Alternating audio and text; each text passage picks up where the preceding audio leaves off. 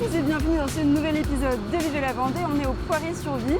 On a déjà commencé un peu le trajet scolaire puisque pour cette première vidéo de rentrée de Vivez la Vendée, on se retrouve pour la rentrée scolaire avec une maman, voilà. Delphine, c'est ça? C'est ça. Est-ce que vous pouvez nous dire un peu comment ça s'est passé cette rentrée avec votre enfant?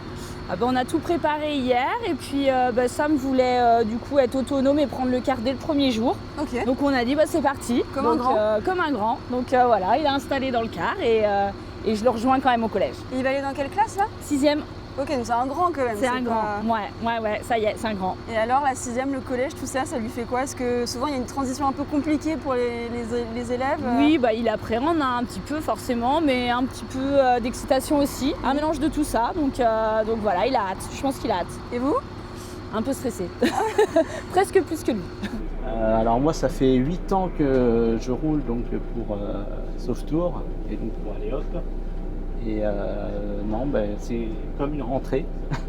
Une rentrée où il y a un peu d'appréhension à rencontrer les nouveaux élèves pour les briefer justement sur les consignes de sécurité et rencontrer les nouveaux visages. Mais en général ça se passe très bien. Et puisqu'après durant l'année tu vois toujours les mêmes têtes. C'est ça. Donc c'est une vraie rentrée pour toi aussi parce que tu vas apprendre peut-être les prénoms au fur et à mesure, tout ça? Exactement, parce que c'est vrai qu'on a souvent les mêmes élèves et on est confronté donc toujours aux mêmes élèves.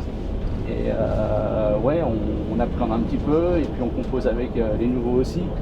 On demande aux anciens aussi de briefer les nouveaux par rapport aux mesures de sécurité, pour nous comme pour eux. Ouais. Et donc forcément, il y a toujours cette petite appréhension. Et puis une fois que la première semaine est passée, les élèves nous connaissent, on les connaît et après en général, ça se passe bien tout le long de l'année. Qu'est-ce qui me plaît dans le métier? Oui. Alors faut aimer rouler. Ouais. Il faut aimer le contact, ça c'est sûr, le contact avec les jeunes, avec les clients. Et puis l'autonomie du travail, quoi. Ouais, tu te sens assez libre de... Ouais, ça c'est sûr, je me sens très libre au niveau du travail. À partir du moment où on fait son travail, on est très libre. Ouais. Et c'est une passion, t'as toujours voulu faire ce métier ou t'as fait d'autres choses? Non, pas du tout. J'ai commencé en temps partiel parce que j'étais maraîcher bio à mon compte. Ok. Et puis finalement, j'ai pris plaisir, j'ai fait un peu de tourisme, je fais de la ligne aussi. Et c'est plutôt agréable. Et on rencontre du monde. Et c'est vrai qu'on a des passages cloutés ou même des fois qui sont situés et puis les élèves les empruntent, mais on a des automobilistes qui veulent absolument nous doubler, donc c'est vrai que c'est des fois très compliqué. Ce qui fait le plus peur, c'est ça. Si tu avais un message à faire passer à tous les automobilistes de France et de Navarre. Partir en avance, quoi. De toute façon, même si on part, même si on roule vite, on sera en retard. À partir du moment où on part en retard, on est en retard. Ne soyez pas en retard, les Français. Ouais, non, mais c'est ça, faut partir en avance, quoi. Donc là, on est sur cette fin de trajet devant le collège de Saint-Exupéry à Bellevigny avec Madame Thibault. Bonjour Madame Thibault. Bonjour. Notre leitmotiv qui est le plus important, c'est de pouvoir véhiculer tous les enfants qui doivent aller en transport en commun, c'est-à-dire avec les bus Allez Hop, dans leurs établissements, collège et lycée en fait. D'accord. Donc mais dû à la complexité du département où il y a les villes, mais ça c'est les villes qui gèrent, mais il y a tout le territoire rural et là qui multiplie le nombre de trajets, le nombre d'arrêts. Donc en fait il y a presque 900 trajets, il y a 4500 arrêts, donc c'est énorme comme travail d'organisation pour nos services, à la fois nos services Allez Hop région, mais aussi avec des transporteurs pour faire coordonner tout ça et que tout le monde arrive surtout à l'heure. C'est ça. Et qu'il n'y ait pas d'enfants oubliés sur les arrêts, quoi. Ça arrive ça? Alors en fait ça peut arriver en début d'année scolaire puisqu'il y a sur le nombre de trajets, il y a toujours la moitié qui sont refaits chaque année, puisqu'il y a des nouveaux arrivants et tout. Donc on adapte.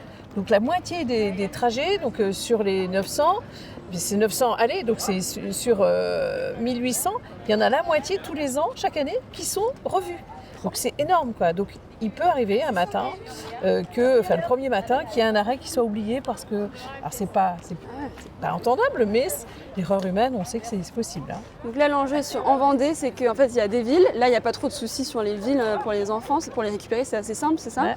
Et ceux qui vivent en milieu rural, mais là, du coup, il faut, il y a beaucoup de trajets à faire et de kilomètres, et on adapte. Et ce qu'on veut respecter aussi, c'est c'est que le premier qui monte dans le bus n'ait pas plus de 50 minutes de trajet.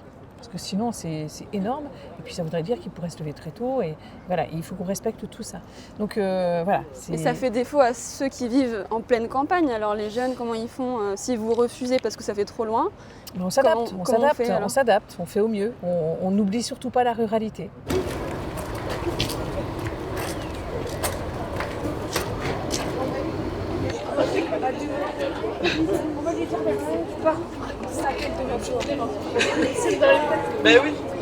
Moi, je suis arrivée en cours d'année et du coup, moi, c'était difficile pour m'intégrer, mais j'ai su me trouver des copains facilement. T'es arrivé en cours d'année, c'est pourquoi? Parce que j'étais au Mexique avant. Ok, c'est-à-dire que tu viens du Mexique et tu es arrivé en Vendée au collège de Saint-Exupéry. Ouais, en 4e. Et tu parles espagnol? Ouais. Vas-y, parle un peu. ¿Hablas español un poco? Sí, un poco. Ah, muy bien, muy bien. ¿Y estás de origen español o...? Soy mexicano. Ah, naciste en México? Si. Pour se faire des amis, est-ce que c'est compliqué quand on vient du Mexique et on arrive en Vendée? L'ouverture d'esprit des jeunes? Bon, franchement, non, c'est plutôt facile. Moi, je me suis fait un petit groupe et c'est allé facilement.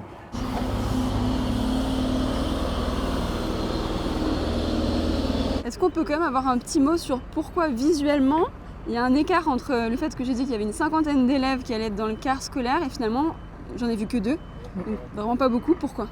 Alors en fait, c'est le premier matin de la rentrée des 6e.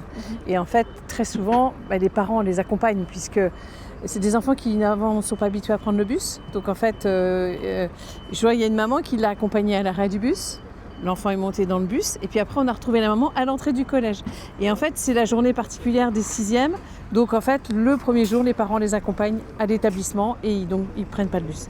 Donc voilà, c'est exceptionnel parce que vous venez demain matin, Oui, vous verrez les bus seront pleins. Voilà.